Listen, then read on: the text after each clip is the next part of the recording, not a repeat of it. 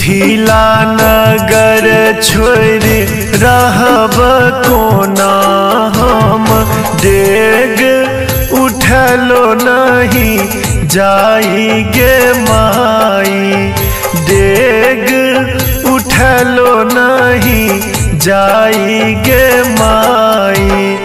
मिथिला नगर छोड़ी रहब कोना हम, डेग उठलो नहीं जाई गे माई, डेग उठलो नहीं जाई गे माई।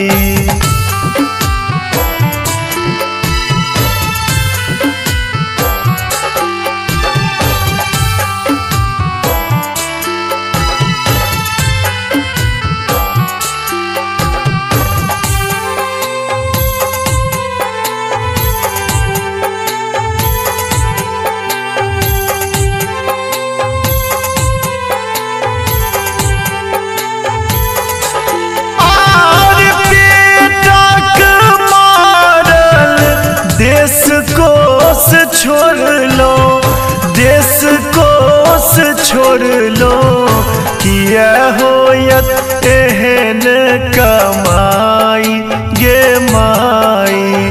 खेत खरिहान संग गाम छूटल आई, छूट रहल पुरखा के नाम गे माई, डेग उठलो नहीं जाई गे माई।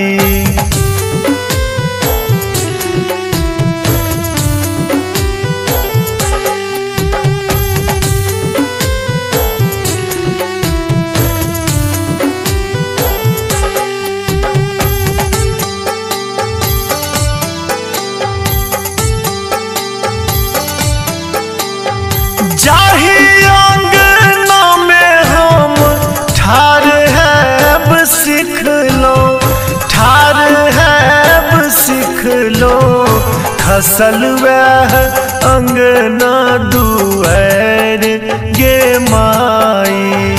माइयक हाथक कौर छूटल आब, छूटल जैया बाबूजी के नेह गे माई, डेग उठलो नहीं जाई गे माई।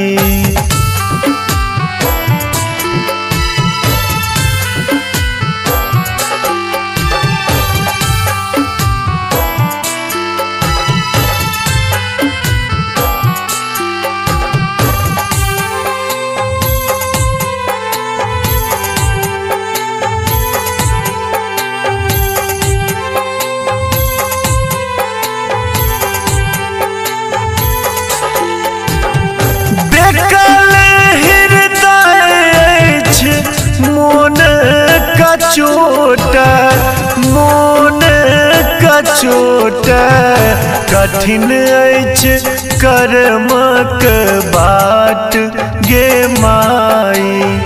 जतय रहब हम मिथिला ने बिसरब, हृदय में राखब समाई गे माई, हृदय में राखब समाई गे माई।